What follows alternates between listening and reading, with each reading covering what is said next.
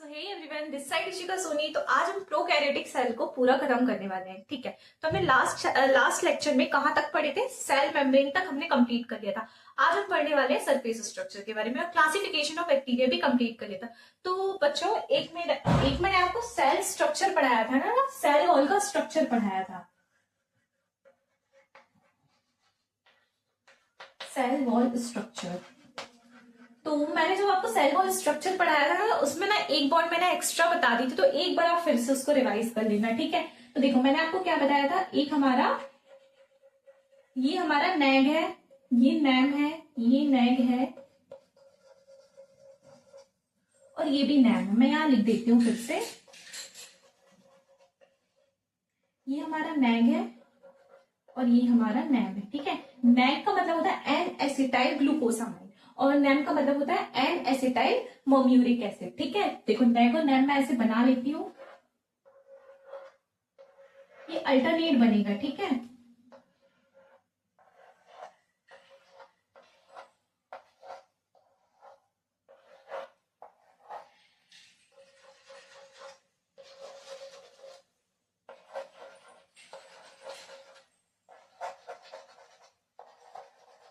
देखो जो हमारा नैम है ना, नैम में मैं क्या बनाऊंगी?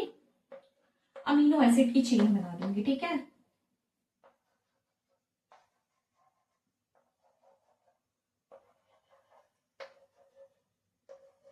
तो देखो नैग और नैम ना ऐसे कनेक्ट होते हैं इस बॉन्ड से। ठीक है, ये हमारे एक लाइन में ऐसे कनेक्ट होते हैं। ठीक है, और पैरेलली कैसे कनेक्ट होते हैं? ये इसका नैम और इसका नैम का जो ये अमीनो एसिड होता है ना, वो एक दूसरे से बॉन्ड बनाते हैं। ठीक है, इस तरीके से कनेक्ट होती है चेन। ये यहाँ पे भी होगा तो बनाएगा। ठीक है, देखो इस तरीके से कनेक्ट होती है। तो एक बार इसको फिर से थोड़ा सही कर लेना स्ट्रक्चर। बाकी मैंने सब कुछ सही बताया था, सिर्फ ये वाला सही करवाना था मुझे। ठीक है, चलो तो इसको जल्दी से नोट कर लो, फिर अपन आगे बढ़ते हैं।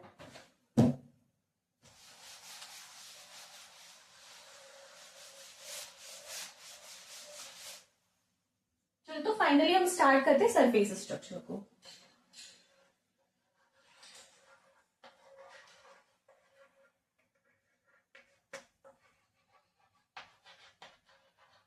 तो सरफेस स्ट्रक्चर क्या कहलाता है? प्लाज्मा मेम्ब्रेन से निकलने वाली, जो बाहर की तरफ निकलते हैं स्ट्रक्चर, उसे हम क्या बोलते हैं? Surface structure. तो सरफेस स्ट्रक्चर में क्या क्या स्ट्रक्चर आ जाते हैं हमारे? तो पहला हमारा हो जाएगा फ्लैजिला।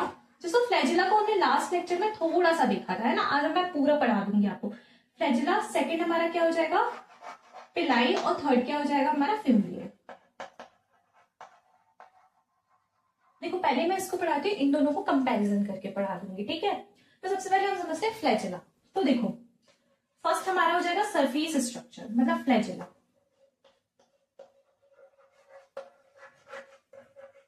सबसे पहले समझो आप, कोई भी बैक्टीरिया होता है वो मोटाइल भी हो सकता है, नॉन मोटाइल भी हो सकता है। जितने भी प्रोकैरियोटिक सेल हैं उनको हम क्या बोलते हैं? बैक्टीरिया बोलते हैं। ठीक है, तो कोई भी बैक्टीरिया मोटाइल भी हो सकता है, नॉन मोटाइल भी हो सकता है। मोटाइल का मतलब क्या होता है? जो चल सकता है, और नॉन मोटाइल का मतलब है जो नहीं चल सकता। ठीक है, तो समझते हैं फ्लैजिला। तो एक लाइन यहां लिखवा देती हूँ, बैक्टीरिया कैन बी मोटाइल और नॉन मोटाइल, लिख सकती हूं मैं। तो अब समझो, जिस भी बैक्टीरिया में अगर फ्लैजिला प्रेजेंट है तो वो कैसा बैक्टीरिया कहलाएगा? हमारा मोटाइल बैक्टीरिया कहलाएगा। देखो मोटाइल बैक्टीरिया में क्या लिख सकती हूं मैं? Flagella present. और नॉन मोटाइल बैक्टीरिया में फ्लैजिला एब्सेंट। अब समझो फ्लैजिला में क्या क्या होता है। फ्लैजिला में तीन पार्ट होते हैं। कौन कौन से तीन पार्ट होते हैं? एक हमारी होती है बेसल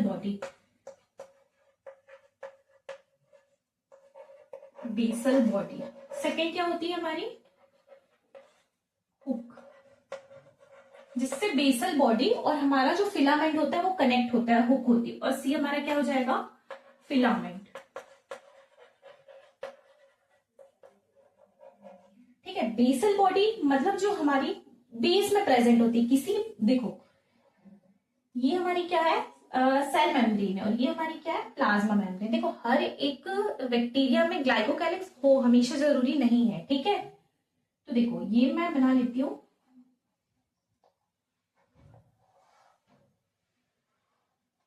देखो ये हमारी क्या हो जाएगी, बेसल बॉडी, मैं बीबी लिख दे रही हूँ, ठीक है। ये हमारी क्या हो जाएगी, हुक, और ये क्या हो जाएगा, ये हो जाएगा फिलामेंट, ठीक है। ये हो जाएगा हमारा फिलामेंट। तो मैं बेसल बॉडी मतलब बेस में जो प्रेजेंट होती है, ठीक है, जो और बेसल बॉडी और फिलामेंट को कनेक्ट करने वाला क्या होता है, हुक होता है, ठीक है। इतना क्लियर है। और फिलामेंट, सॉरी फिलामेंट है ये, ठीक है, फिलामेंटस नहीं है। जो फिलामेंट होता है वो फिलामेंटस होता है और सबसे इलोंगेटेड होता है, ठीक है,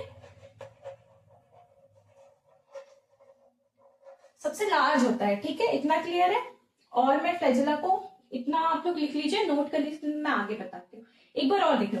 flagella bacteria can be motile और नॉन मोटाइल हो सकते हैं। जो बैक्टीरिया मोटाइल होंगे उसमें फ्लैजिला प्रेजेंट होगा, और जो बैक्टीरिया नॉन मोटाइल होंगे उसमें फ्लैजिला एब्सेंट होगा। इतना क्लियर है। देखो फ्लैजिला में 3 पार्ट होते हैं, बेसल बॉडी, हुक और फिलामेंट। फिलामेंट जो इलोंगेटेड होता है। तो देखो बेसल बॉडी ये हो गई, हुक हमारा अटैच करने वाला हो गया, और फिलामेंट लॉन्ग हो गया, ठीक है। इतना क्लियर है।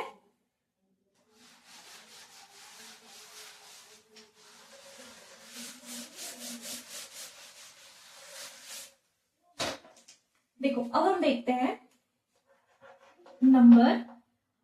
Number and arrangement of flagella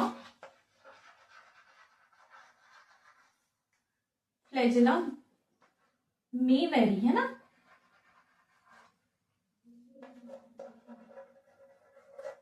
तो देखो अब हम क्या क्या बोलते हैं, किसी भी बैक्टीरिया में नंबर ऑफ फ्लैजिला, है ना, वेरी कर सकते हैं। कोई भी 2-3 बैक्टीरिया है, हर अलग अलग बैक्टीरिया में हो सकता है कि फ्लैजिला के नंबर अलग अलग हो, ठीक है, और अरेंजमेंट भी अलग हो। तो हम देखते हैं।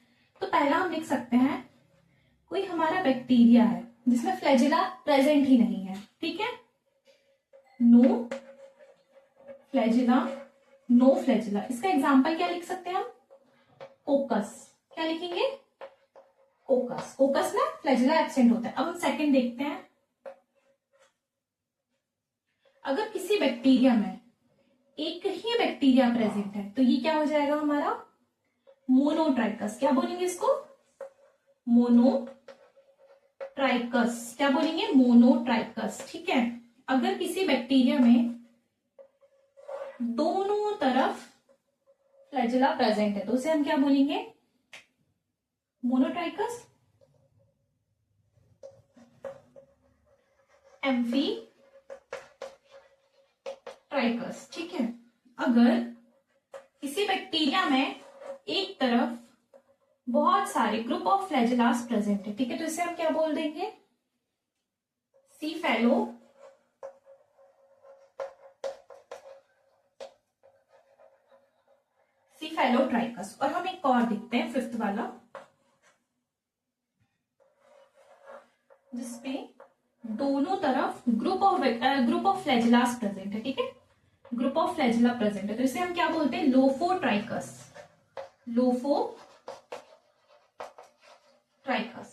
तो यहाँ हमारा फ्लैजिला एंड होता है। देखो सबसे पहले देखो, नंबर ऑफ अरेंजमेंट, किसी भी बैक्टीरिया में नंबर एंड अरेंजमेंट फ्लैजिला पे वेरी करता है। देखो नंबर में ये हो गया है ना, नंबर वेरी कर रहा है, और अरेंजमेंट जैसे यहाँ पे प्रेजेंट है, यहाँ पे प्रेजेंट, यहाँ पे बिल्कुल भी प्रेजेंट है, तो ये अरेंजमेंट हो गया। तो देखो अगर कोई भी बैक्टीरिया, कोई भी फ्लैजिला प्रेजेंट नहीं है तो उसका एग्जाम्पल हो जाएगा हमारा कोकस। अगर एक फ्लैजिला प्रेजेंट है एक साइड पे तो उसे हम क्या बोलेंगे, मोनोट्राइकस। अगर 2 तरफ पे प्रेजेंट है तो एम्फीट्राइकस। अगर एक साइड पे एक तरफ प्रेजेंट है तो उसे हम क्या बोलेंगे, सीफेलोट्राइकस। देखो एक चीज समझना, ठीक है, याद करने का तरीका बताती हूँ, ठीक है। मोनो मतलब सिंगल एक तरफ पे प्रेजेंट है किसी बैक्टीरिया के तो हम क्या बोलेंगे, मोनोट्राइकस। एल्फी मतलब दोनों तरफ पर एक एक बैक्टीरिया, एक फ्लैजिला प्रेजेंट है एक बैक्टीरिया पर, सिर और पैर की तरफ, ठीक है, एक फ्लैजिला प्रेजेंट है तो उसे हम क्या बोलेंगे, एम्फीट्राइकस। अगर एक तरफ सिर की तरफ है ना, देखो सी फैलो का मतलब होता है, सी फैलो मतलब हम सिर बोलते हैं, ठीक है, तो एक तरफ उसके सिर में गुच्छे में फ्लैजिला प्रेजेंट है तो उसे हम क्या बोलेंगे, सी फैलोट्राइकस। और अगर दोनों तरफ प्रेजेंट है, ठीक है, दोनों तरफ, तो हम उसे क्या बोल देंगे, लोफोट्राइकस, ठीक है। इतना क्लियर है। तो ये आप नोट कर लो जल्दी से, मैं इसको मिटा देती हूँ फिर।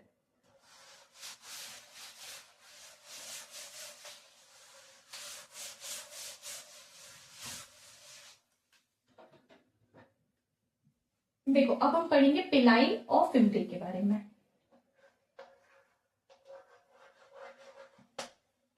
पिलाई, और मैं यहाँ पे पार्ट कर देती हूँ, ठीक है, और यहाँ पे मैं पढ़ाऊंगी फिम्बरी। देखो पिलाई हमारा, कोई भी हमारा बैक्टीरिया है ना, उसमें जो ऐसे ना ट्यूब्यूलर स्ट्रक्चर निकलते हैं ना, उसे हम क्या बोलते हैं, पिलाई बोलते हैं, ठीक है। ये जो है ना, इसको हम क्या बोलते हैं, पिलाई बोलते हैं। एक ऐसा स्ट्रक्चर होता है ट्यूब्यूलर,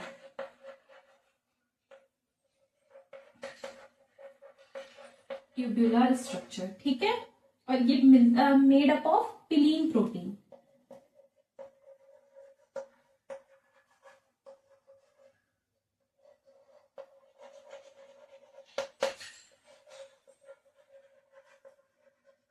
देखो ये जो हमारा पिलाई होता है ना, पिलाई हमारा सरफेस स्ट्रक्चर में आता है, ठीक है, और ये कैसा होता है, सेल मेम्ब्रेन से निकलता है, और कैसा होता है, ट्यूब्यूलर स्ट्रक्चर होता है, मेड अप ऑफ पिलीन प्रोटीन, ठीक है, इतना क्लियर है, पिलीन प्रोटीन से मिलकर बना होता है। अब फिम्ब्रिय देखो, फिम्ब्रिय क्या करता है, देखो फिम्ब्रिय कैसा होता है, ब्रिशल से, जैसे आपका टूथब्रश होता है ना, टूथब्रश में जैसे वो ब्रिशल निकले होते हैं ना, सेम वैसा ही होता है हमारा क्या, फिम्ब्रिय भी वैसा होता है। तो मैं इसको क्या लिख सकती हूँ, ब्रिशल, ब्रिशल शेप, ठीक है। कौन से प्रोटीन से मिलकर बना होता है, फिम्ब्रीन प्रोटीन। कौन से प्रोटीन,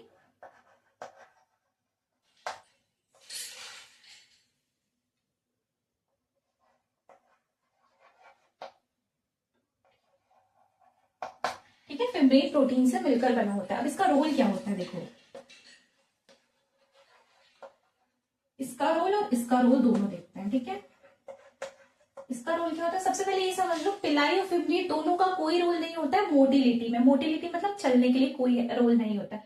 तो सबसे पहले हम फिम्ब्री का रोल देखते हैं। फिम्ब्री का रोल क्या होता है, अटैचमेंट में हेल्प करता है, अटैचमेंट, अटैचमेंट में हेल्प करता है, किससे, होस्ट या रॉक से।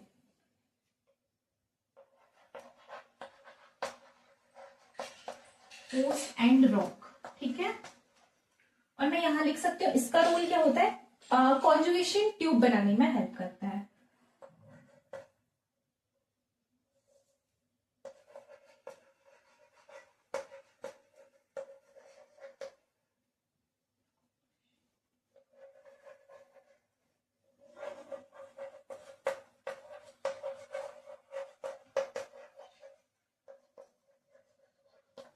यहां पे लिख लो, नो रोल इन मोटिलिटी।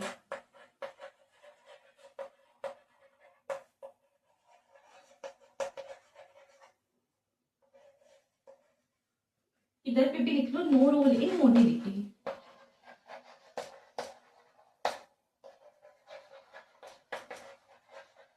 समझो क्या बोल रही हूं मैं। पिलाई जो रहता है, पिलाई ट्यूब्यूलर स्ट्रक्चर होता है, ये दोनों सरफेस स्ट्रक्चर नहीं आते हैं। जो पिलाई होता है वो ट्यूब्यूलर स्ट्रक्चर होता है, पिलीन प्रोटीन से मिलकर बना होता है। हेल्प किसमें करता है, कॉन्जुगेशन ट्यूब बनाने में। अब कॉन्जुगेशन ट्यूब में इसके बाद आपको समझाती हूँ, और इसमें कोई रोल नहीं होता मोटिलिटी का, ठीक है। अब देखो फिम्ब्री कैसा होता है, ब्रिशल शेप होता है। टूथब्रश का जो ब्रिशल होते हैं ना, उसमें जो मतलब कांटे कांटे जैसे निकले होते हैं ब्रिशल, उसके जैसा होता है। फिम्ब्रीन प्रोटीन से मिलकर बना होता है। रोल क्या होता है, होस्ट और रॉक से अटैच करने में हेल्प करता है। क्या हेल्प करता है, फिम्ब्री हेल्प करता है। और नो रोल इन मोटिलिटी मतलब चलने फिरने में कोई काम नहीं करते ये दोनों स्ट्रक्चर। इतना क्लियर है, ये लिख लो आप।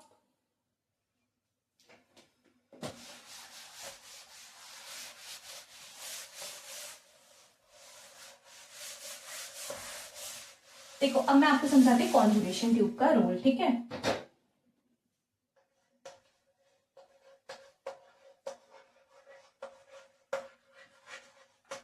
समझो रोल ऑफ पिलाई।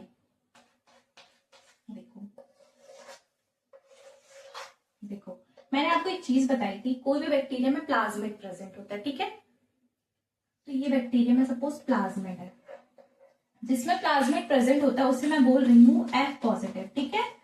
जिस बैक्टीरिया में प्लाज्मिड प्रेजेंट है उसे मैं क्या बोल रही हूँ, एफ पॉजिटिव, और जिसमें प्रेजेंट नहीं है उसे मैं क्या बोल रही हूँ, एफ नेगेटिव। ठीक है, अब देखो ये क्या है, प्लाज्मिड है, ये हमारी क्या है, पिलाई है। ठीक है, अब ये पिलाई एक्सटेंड करता है दूसरे बैक्टीरिया के साथ, तो होगा क्या, ये दोनों बैक्टीरिया थोड़े पास पास आएंगे, इसका जो पिलाई है ना वो इसमें से ऐसे अटैच हो जाएगा। ठीक है, और इन दोनों के जो साइटोप्लाज्म है ना वो मिल जाएंगे, कैसे हो जाएंगे, जुड़ जाएंगे। ठीक है, तो दोनों का साइटोप्लाज्म इधर उधर हो सकता है, तो ये क्या है, हमारी पिलाई है। ठीक है, पिलाई ने क्या फॉर्म कर ली, कॉन्जुगेशन ट्यूब। दो दो प्रोकैरियोटिक सेल के बीच में कॉन्जुगेशन ट्यूब बनता है। ठीक है, कौन हेल्प करता है, पिलाई हेल्प करती है बनने में। ठीक है, तो देखो इसको हम क्या बोलेंगे, कॉन्जुगेशन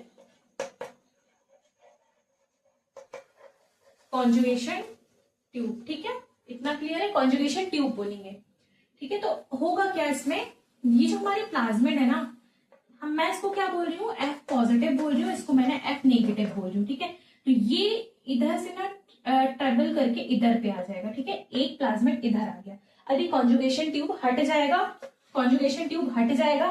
ठीक है, कॉन्जुगेशन ट्यूब हट जाएगा, तो कॉन्जुगेशन ट्यूब ऐसा हट गया, और जिस बैक्टीरिया में हमारा प्लाज्मिड प्रेजेंट नहीं था और उसमें भी हमारा प्लाज्मिड आ गया, तो ये भी हमारा एफ पॉजिटिव में कन्वर्ट हो गया, तो ये भी एफ पॉजिटिव, ये भी एफ पॉजिटिव। ठीक है, मैं इसको और पढ़ाऊंगी बायोलॉजिकल क्लासिफिकेशन में। ठीक है, एक बार और अच्छे से डिटेल में, जब मैं रिप्रोडक्शन पढ़ाऊंगी प्रोकैरियोटिक सेल का, बैक्टीरिया का, तो मैं अच्छे से पढ़ाऊंगी। ठीक है, देखो ये कॉन्जुगेशन ट्यूब हट जाएगा और दो बैक्टीरिया अलग अलग हो जाएंगे, और इसमें क्या हो जाएगा, एक प्रकार से हम बोल सकते हैं रिप्रोडक्शन हो गया। ठीक है, जेनेटिक मटेरियल ट्रांसफर हो रहा है ना, किसकी हेल्प से, पिलाई की हेल्प से। ठीक है, इतना क्लियर है, रोल समझ में आ गया, तो इसको एक बार नोट कर लो, मैं हटा देती हूँ फिर।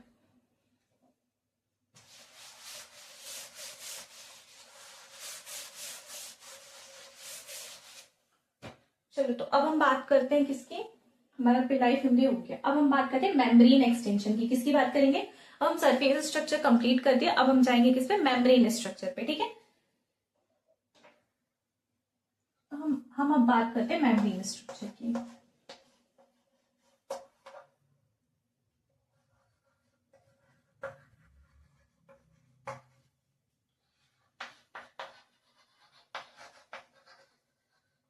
देखो मैंने मेम्ब्रेन स्ट्रक्चर दो बताई थी, कौन कौन से बताई थी आपको मेम्ब्रेन स्ट्रक्चर, देखो मेम्ब्रेन स्ट्रक्चर मैं साइड में समझाते जाऊंगी और थोड़ा थोड़ा लिखवाते जाऊंगी, सबसे पहले समझ लो, ये हमारा कोई भी प्रोकैरियोटिक सेल है। ठीक है, किसी प्रोकैरियोटिक सेल में क्या क्या होता है, और मैं इधर पे अंदर की तरफ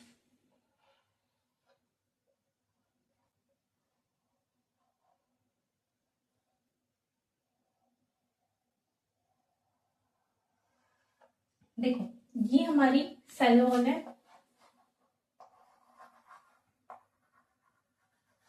ये हमारी प्लाज्मा मेम्ब्रेन है,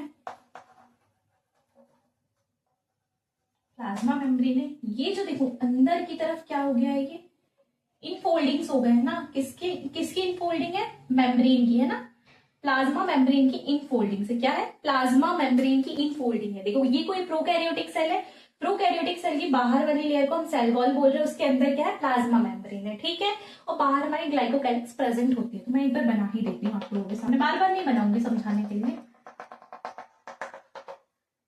इसको मैं क्या बोल दूंगी, glycocalyx.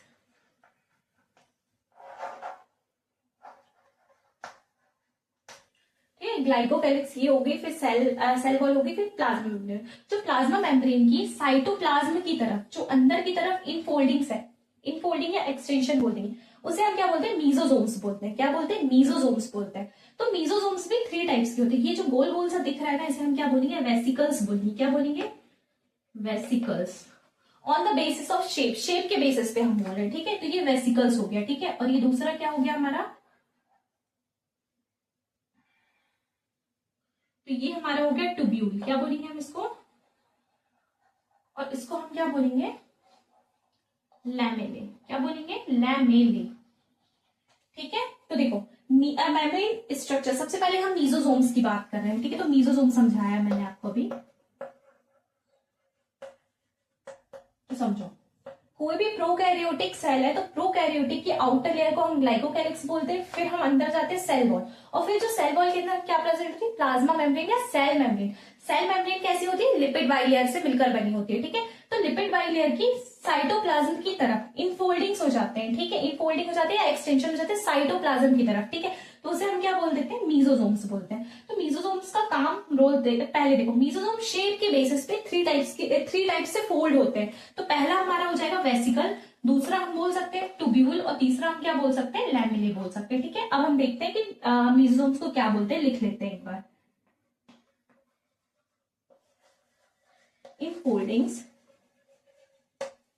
Infoldings of plasma membrane,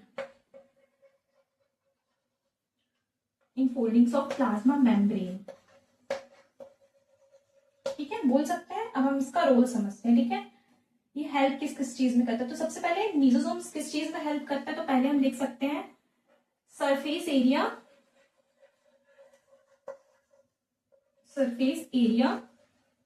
increase करता है, ठीक है, सरफेस एरिया इंक्रीजेस, ठीक है। सेकेंड लिख लेते हैं, जो हमारे ये होते हैं ना मीजोसोम्स होते हैं ना, उसमें क्या प्रेजेंट होता है, रेस्पिरेटरी एंजाइम प्रेजेंट होता है। तो हम यहाँ क्या लिख सकते हैं,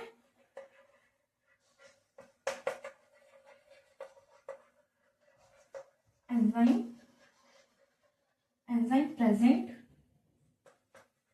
प्रेजेंट इन मीजोसोम्स, ठीक है। और हम थर्ड क्या लिख सकते हैं इसमें, सेल ग्रोथ में हेल्प करता है। सेल ग्रोथ में कैसे हेल्प करता है समझो, देखो जैसे कि साइटोप्लाज्म है, साइटोप्लाज्म में कुछ लिपिड सिंथेसिस होगा, ठीक है, लिपिड सिंथेसिस होगा।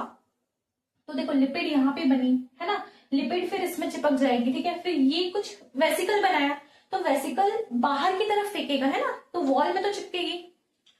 सपोज देखो एक बार मैं इजी में समझा दे रही हूँ आपको, यहाँ पे समझो लिपिड का एक वेसिकल बना, हमारी लिपिड की वॉल होती है, तो लिपिड वॉल से ये यहाँ पे आके अटैच होगा, इसी में अटैच होगा ना। जब इसमें अटैच होगा तो साइज बढ़ेगा, तो हमारी सेल वॉल की ग्रोथ होगी, है ना। तो हम लिख सकते हैं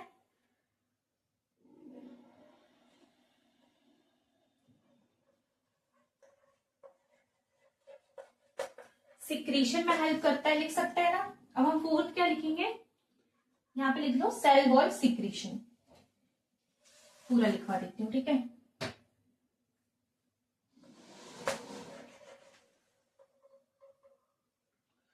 एक minute, cell membrane cell wall secretion में भी हेल्प करता है, ठीक है।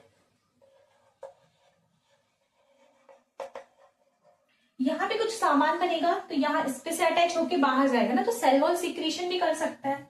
और हम फोर्थ क्या लिख सकते हैं, सेल वॉल सिक्रीशन हो गया। हाँ, और मेन जो है हमारा सेल डिवीजन में हेल्प करता है।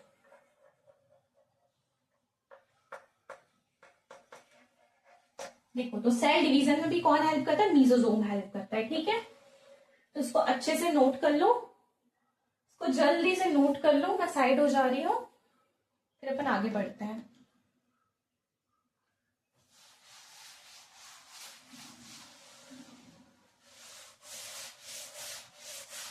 देखो अब हम बात करते हैं कि सेल डिवीजन कैसे करवाता है, ठीक है।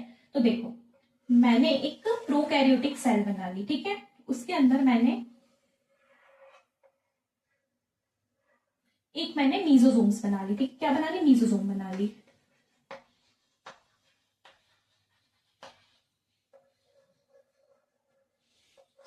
ये हमारा क्या हो गया, न्यूक्लियोइड हो गया। न्यूक्लियोइड मतलब जेनेटिक मटेरियल, ठीक है, जेनेटिक मटेरियल बोल दो या क्रोमोसोम, सिंगल क्रोमोसोम भी कंसीडर करके चलते हैं, अभी मैं लिखवाऊंगी आपको अच्छे से। देखो अब ये क्या करेगा,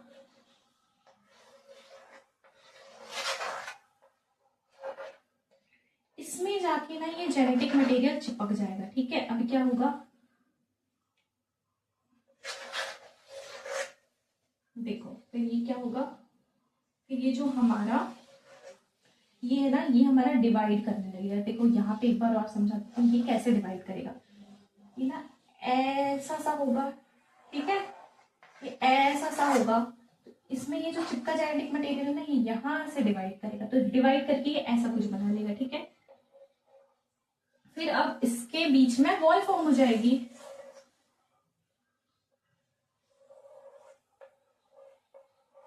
यहाँ पे वॉल बनने लगेगी, ठीक है, और ये हमारे 2 सेल में कन्वर्ट हो जाएगा।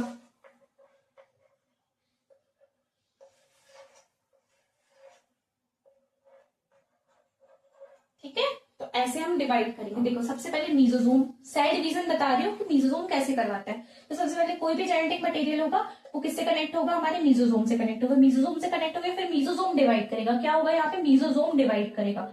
मैं लिख देती हूँ यहाँ पे क्या हो रहा है, मीजोजोम डिवाइड। अब जब मीजोजोम डिवाइड कर रहा है तो उसके साथ साथ जेनेटिक मटेरियल भी डिवाइड हो जा रहा है। जेनेटिक मटेरियल डिवाइड होगा, सभी ने नोट कर लिया। तो चलो अब हम बात करते हैं जेनेटिक मटेरियल, प्रोकैरियोटिक सेल या बैक्टीरिया। ठीक है, तो हम किसके बारे में बात कर रहे हैं, जेनेटिक मटेरियल के बारे में। तो हेडिंग डालिए सब लोग जेनेटिक मटेरियल। तो बच्चों अभी हम किसके बारे में पढ़ रहे हैं, प्रोकैरियोटिक सेल के जेनेटिक मटेरियल के बारे में। ठीक है, तो सबसे पहले हम थोड़ा सा देख लेते हैं कि जेनेटिक मटेरियल क्या कहलाता है। जेनेटिक मटेरियल किसी ऑर्गेनिज्म की ऐसी चीज को बोलते हैं जो इंफॉर्मेशन को स्टोर करते हैं। ठीक है, हेरिडिटी मतलब एक जनरेशन से दूसरे जनरेशन में इंफॉर्मेशन को स्टोर करके और ट्रांसफर करने के लिए जो सब्सटेंस यूज होता है उसे हम क्या बोलते हैं, जेनेटिक मटेरियल बोलते हैं। ठीक है, तो प्रोकैरियोटिक में जेनेटिक मटेरियल क्या कहलाता है, एक तो हमारा कहलाता है double circular naked DNA. Okay, तो हम इसमें जेनेटिक मटेरियल किसके बारे में बात करेंगे, जिसको हम बोलेंगे न्यूक्लियोइड। क्या बोलेंगे, न्यूक्लियोइड। और ये न्यूक्लियोइड क्या कहलाता है, इसको हम बोलते हैं सिंगल क्रोमोसोम,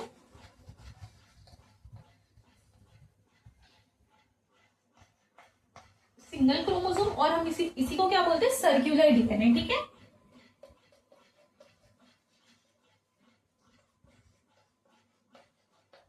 देखो जेनेटिक मटेरियल की हम डेफिनेशन बोल सकते हैं क्या, जेनेटिक मटेरियल एक ऐसा सब्सटेंस है जो जनरेशन मतलब देखो जनरेशन से दूसरे जनरेशन में ट्रांसफर करता है इंफॉर्मेशन को, और क्या करता है उस ऑर्गेनिज्म की कुछ कैरेक्टर्स को भी कैरेक्टर्स या ट्रेट्स को डिफाइन करता है। जैसे कि क्या क्या करता है, हाइट, कलर की इंफॉर्मेशन स्टोर करता है। ठीक है, और ग्रोथ और डेवलपमेंट, है ना, ये सब चीज कराने के उसके पास क्या होते हैं, जीन्स होते हैं। ठीक है, तो हम बोल सकते हैं जेनेटिक मटेरियल। तो सबसे पहले लिख लो, और इन सब चीजों को हम डिटेल में पढ़ेंगे सेल साइकिल में। ठीक है, तो सबसे पहले लिखो nucleoid, single chromosome, circular DNA. तो पॉइंट डाल के लिखिए आप। हम न्यूक्लियोइड को हम क्या बोलते हैं, सर्क्यूलर। कैसा होता है, सर्क्यूलर नेकेड। कैसा होता है, सर्क्यूलर होता है, नेकेड होता है। ठीक है, डबल स्ट्रैंडेड होता है। कैसा होता है, डबल स्ट्रैंडेड होता है। और ये क्या करता है, इसके पास मेन जीन होते हैं। ठीक है, मेन जीन होते हैं। अब जीन क्या कहलाता है, मतलब किसी डीएनए में, सपोज ये हमारा एक डीएनए है। ठीक है, ये हमारा डीएनए है। ठीक है, तो इसकी ना एक पोजीशन को मैं मान के रखती हूँ। ठीक है, ये मैंने एक पार्ट ले लिया।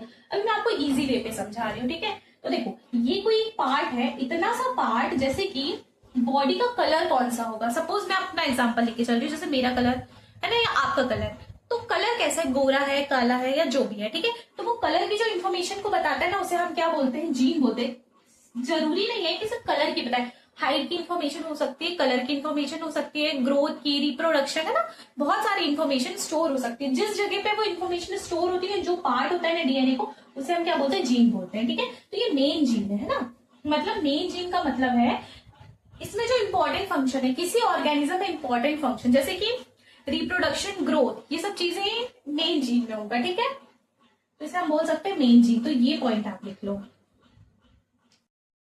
बोल सकते हैं कि सारे इसेंशियल जीन इसी में प्रेजेंट होते हैं। ठीक है, तो ऑल इसेंशियल जीन। ठीक है, कितने प्रेजेंट होते हैं, एक सेल में, एक बैक्टीरिया सेल में सिर्फ एक प्रेजेंट होता है। ठीक है, तो ये आप सारे नोट कर लो जल्दी से, फिर मैं इसको मिटा देती हूँ, फिर अपन आगे बढ़ते हैं।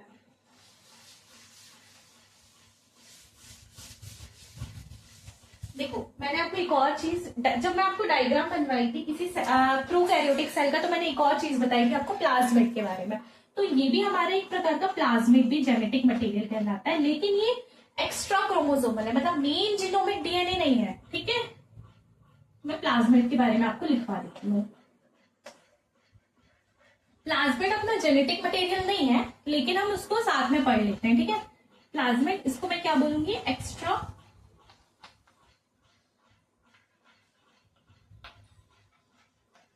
क्रोमोसोमल, एक्स्ट्रा क्रोमोसोमल, ठीक है। तो अब समझो इसके कुछ पॉइंट हैं। ये बहुत सारे होते हैं। जो हमारा मेन जेनोमिक मटेरियल होता है वो सिर्फ एक होता है, ठीक है। और इसमें इसेंशियल जीन प्रेजेंट नहीं होते हैं, ठीक है। नॉट इसेंशियल लिख सकते हैं हम, ये जरूरी नहीं है। और हर बैक्टीरिया में प्रेजेंट हो भी सकता है और नहीं भी हो सकता है, ठीक है। ये कैसा होता है, सर्क्यूलर होता है। देखो सारे बैक्टीरिया में प्रेजेंट हो भी सकता है और नहीं भी हो सकता है, ठीक है। सर्क्यूलर होता है, और मैं सर्क्यूलर लिख सकती हूँ। एक्स्ट्रा क्रोमोसोमल है। हमको इसमें इसेंशियल जीन नहीं। देखो सेल्फ रेप्लिकेटिंग सबसे मोस्ट इंपॉर्टेंट पॉइंट है। जो हमारा प्लाज्मिड होता है ना, उसके पास सेल्फ रेप्लिकेटिंग पॉइंट होता है। क्या होता है,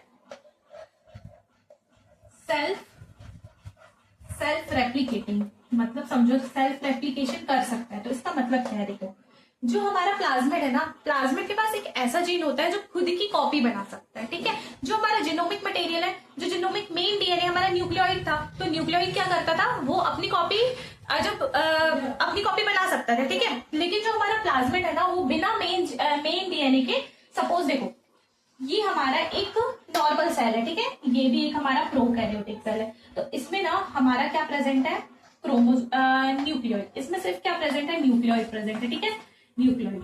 और इसमें देखो, इसमें ना हमारे प्लाज्मिड भी प्रेजेंट है और ये हमारा क्रोमोसोम भी प्रेजेंट है। तो ये हमारा एक, तो हमारा इसमें न्यूक्लियोइड भी प्रेजेंट है, न्यूक्लियोइड, और इसमें प्लाज्मिड भी प्रेजेंट है। तो देखो सपोज मैं इसका ये जो है ना, ये मटेरियल को अलग से अगर बाहर निकाल लेती हूँ और इसको दूसरे किसी सेल में डालती हूँ, तो इसके पास एक पावर होती है, ठीक है। समझना, इसके पास पावर होती है अपनी खुद की कॉपी बनाने की, ठीक है। जब हमारा ये जो मेन डीएनए है ना, ये तभी डिवाइड करेगा जब हमारा सेल डिवाइड होगा। इतना क्लियर है। देखो तो ये सेल्फ रेप्लिकेटिंग है, ठीक है। सेल्फ रेप्लिकेशन करने की प्रॉपर्टी रखता है। तो एक फिर से एक बार समझो। देखो जो हमारा न्यूक्लियोइड है ना, वो जब तभी डिवाइड होगा जब हमारा सेल डिवाइड होगा। लेकिन अगर हम इसके प्लाज्मिड को बाहर निकाल के किसी दूसरे में डालते हैं, तो ये अपनी खुद की कॉपी बहुत सारी बना लेता है, ठीक है। तो मतलब इसके पास सेल्फ रेप्लिकेटिंग पावर है। इतना समझ में आया।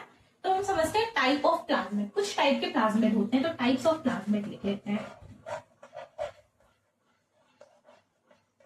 Types of plasmid. तो देखो सबसे पहला लिखो आर प्लाज्मिड।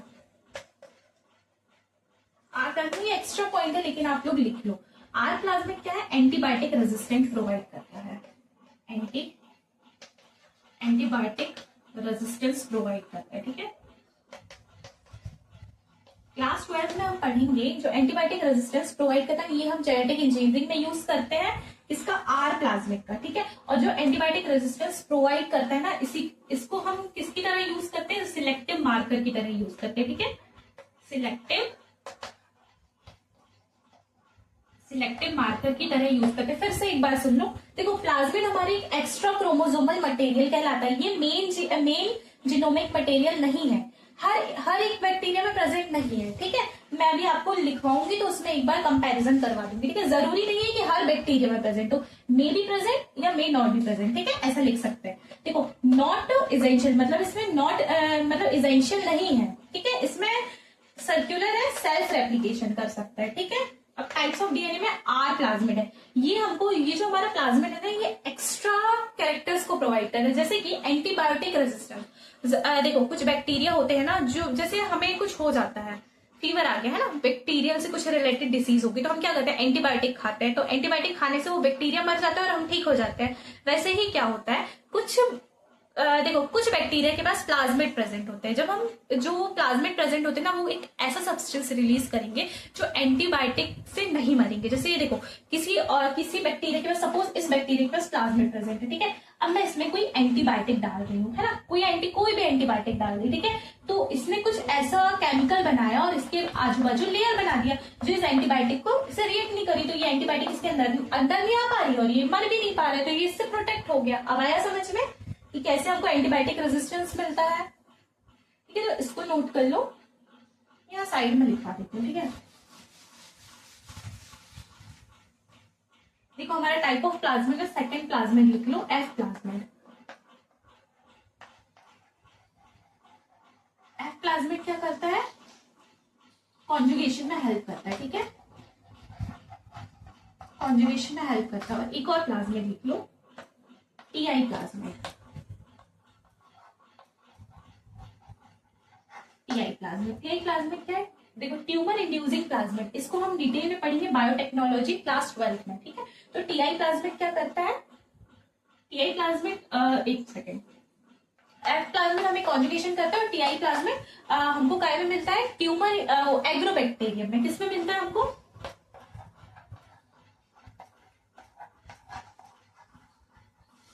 देखो, टीआई प्लाज्मिड ना किसी प्लांट में ट्यूमर को इंड्यूस करवाता है, ठीक है। तो हम इसको डिटेल में पढ़ेंगे क्लास 12 में। तो अभी आप इतना, ये मैंने कुछ एक्स्ट्रा पॉइंट लिखवाई हूँ, ठीक है, ये एक्स्ट्रा पॉइंट है, तो इसको आप लोग नोट कर लो जल्दी से, फिर अपन आगे पढ़ते हैं।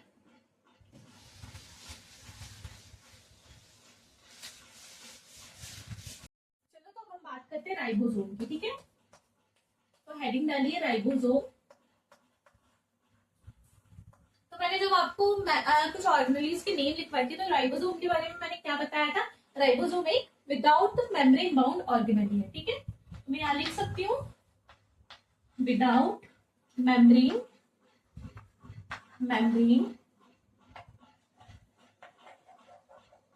बाउंड ऑर्गेनेल, ठीक है।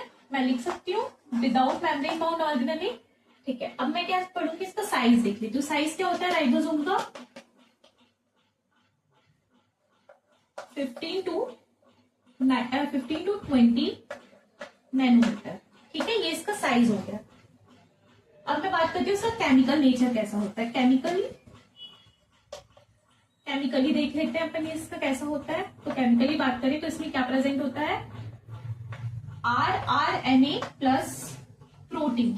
तो मतलब ये किससे मिलकर बना होता है? एक राइबोसोम RNA और प्रोटीन से मिलकर बना होता है। तो हम इसको क्या बोल सकते हैं एक साथ? राइबो न्यूक्लियो प्रोटीन, ठीक है। क्या बोल सकते हैं? Ribo nucleo protein.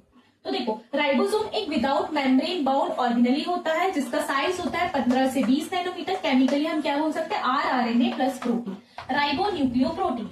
देखो, जब मैंने आपको राइबोसोम पढ़ाई थी, नहीं राइबोसोम नहीं, जब प्रोकैरियोटिक और यूकैरियोटिक सेल के बारे में जब मैंने आपको बताई थी, तो मैंने क्या बोली थी? प्रोकैरियोटिक में कौन सा राइबोसोम मिलता है? 70S टाइप का, और यूकैरियोटिक में 80S टाइप का। तो टाइप ऑफ राइबोसोम जो हमारे बैक्टीरिया सेल और प्रोकैरियोटिक सेल में मिलेगा, उसमें कौन सा आ जाएगा? देखो, टाइप कौन सा मिलेगा हमको इसमें?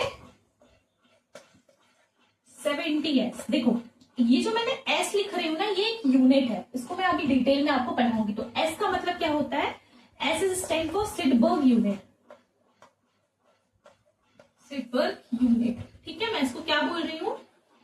सिडबर्ग यूनिट। मतलब देखो 70S, अभी मैंने इसका वो भी लिखवा दूंगी ये किस किस से मिलकर बना होता है। सबसे पहले आप देखो, टाइप कौन सा? 70S है। S का मतलब होता है सिडबर्ग यूनिट, ठीक है, बोल सकते हैं 70S टाइप का मिलता है। अब देखो, और मैंने आपको ये पढ़ा दिया। अब समझते हैं पॉलीराइबोसोम हम किसे बोलते हैं। पॉलीराइबोसोम, देखो ये हमारा राइबोसोम कहाँ मिलता है? साइटोप्लाज्म में मिलता है, ठीक है। राइबोसोम का काम क्या है? प्रोटीन बनाने में हेल्प करना। तो देखो, पॉलीराइबोसोम का मतलब क्या होता है? मैनी राइबोसोम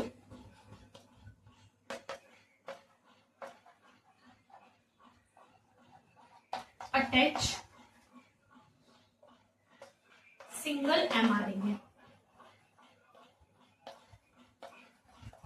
देखो, एक सिंगल mRNA से बहुत सारे राइबोसोम जब अटैच हो जाते हैं, तो उसे हम क्या बोलते हैं? पॉलीराइबोसोम बोलते हैं। क्या बोलते हैं? पॉलीराइबोसोम बोलते हैं। हमारे राइबोसोम का काम क्या होता है? प्रोटीन सिंथेसिस करना। तो फंक्शन क्या हो जाएगा राइबोसोम का? फंक्शन क्या हो जाएगा? हेल्प्स इन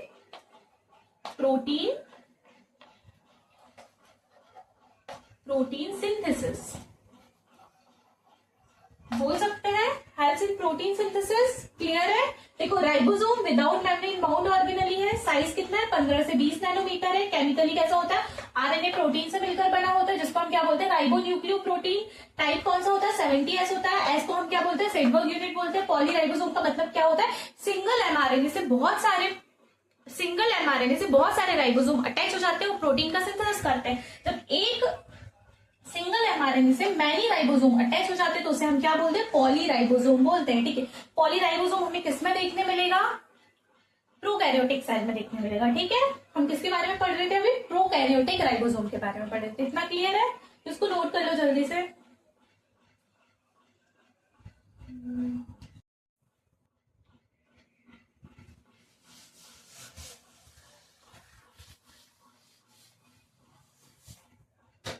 इसकी लोकेशन क्या हो जाएगी,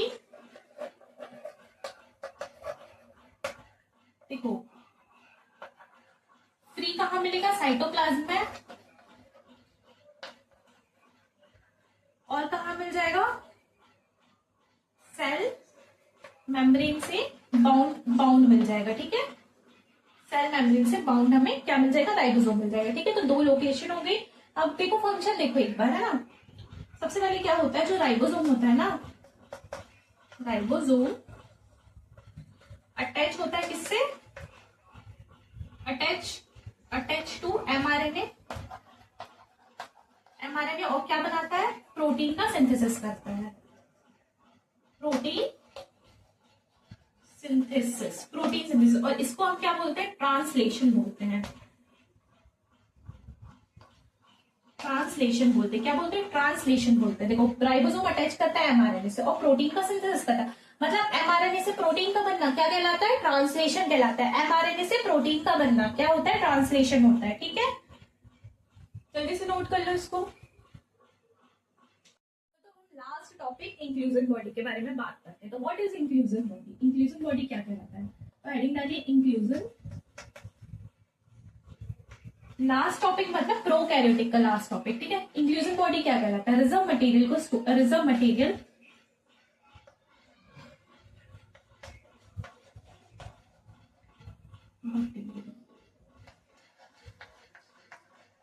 मैं लिख सकती हूँ स्टोरेज का काम करता है। ठीक है, देखो इंक्लूजन बॉडी क्या है, रिजर्व मटेरियल मतलब कोई भी चीज को स्टोर करता है साइटोप्लाज्म में। ठीक है, तो इसे हम क्या बोल देंगे, रिजर्व मटेरियल। ये कैसा होता है, एक तो इसको हम बोल देंगे रिजर्व मटेरियल है विदाउट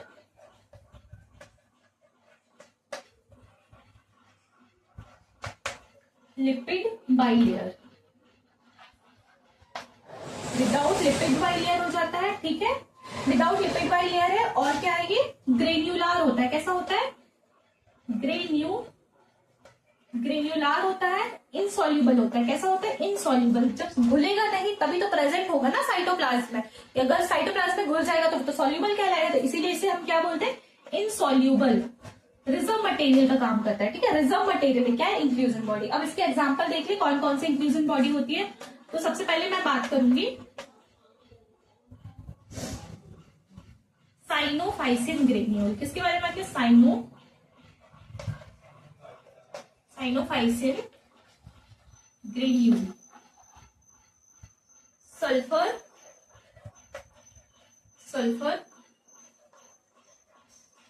ग्रेन्यूल, फॉस्फोरस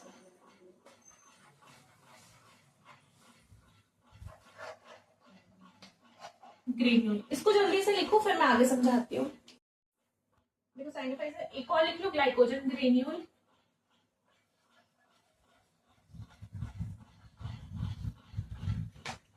देखो ये सारे नोट करो फिर मैं आगे पढ़ाती हूँ। देखो सीधा समझना है ना, सल्फर ग्रेन्यूल या सल्फर स्टोर करता है। ठीक है, फॉस्फोरस स्टोर करता है। ठीक है, ग्लाइकोजन मतलब ग्लाइकोजन को स्टोर करता है। ठीक है, देखो अपने एक अलग से हेडिंग डालना। ठीक है, मतलब इसी के नीचे पॉइंट बना के ऐसा लिख लो, साइनोफाइसिन ग्रेन्यूल। ठीक है, तो साइनोफाइसिन ग्रेन्यूल के बारे में समझो। ठीक है, इसमें क्या प्रेजेंट होती है, प्रोटीन लेयर बाहर प्रेजेंट होती है। ये एक्वेटिक बैक्टीरिया में मिलते हैं। किसमें मिलते हैं, present in some aquatic bacteria. ठीक है, एक्वेटिक बैक्टीरिया में प्रेजेंट होती है। ठीक है, इसमें क्या मिलती है हमको, प्रेजेंट प्रोटीन लेयर। क्या प्रेजेंट होती है, प्रोटीन लेयर। अगर क्वेश्चन आ जाता है ऐसा कौन सी इंक्लूजन बॉडी है जिसमें हमें प्रोटीन लेयर देखने मिलती है, तो आपका आंसर क्या होगा, साइनोफाइसियन ग्रेन्यूल। ठीक है, अब इसका एग्जांपल देख लो कौन कौन से बैक्टीरिया में प्रेजेंट होती है। तो पहला एग्जांपल हमारा हो जाएगा साइनोबैक्टीरिया। साइनोबैक्टीरिया। दूसरा क्या हो जाएगा हमारा ग्रीन सल्फर बैक्टीरिया। और हमारा कौन सा हो जाएगा थर्ड पर्पल सल्फर बैक्टीरिया। कौन सा? Purple sulphur bacteria. ठीक है, तो देख लो, इसको नोट कर लो जल्दी से। तो देखो बच्चों, आज अपना यहां तक अपना प्रोकैरियोटिक सेल कंप्लीट होता है। ठीक है, फिर हम इसके आने वाले लेक्चर में क्या पढ़ेंगे, कल से हम स्टार्ट करने वाले यूकैरियोटिक सेल। तो इतना जल्दी से नोट कर लो, जो भी डाउट हो कल पूछ लेना। कल मैं आप लोगों को 10 मिनट में पूरा प्रोकैरियोटिक तक रिकॉल करवा दूंगी। ठीक है, थैंक यू। तो मिलते हैं अपन नेक्स्ट चैप्टर में। अगर कोई भी डाउट हो नेक्स्ट लेक्चर में यूकैरियोटिक सेल के साथ, ठीक है, अगर कोई भी डाउट हो तो मुझसे कमेंट में आप पूछ सकते हैं। Okay, thank you.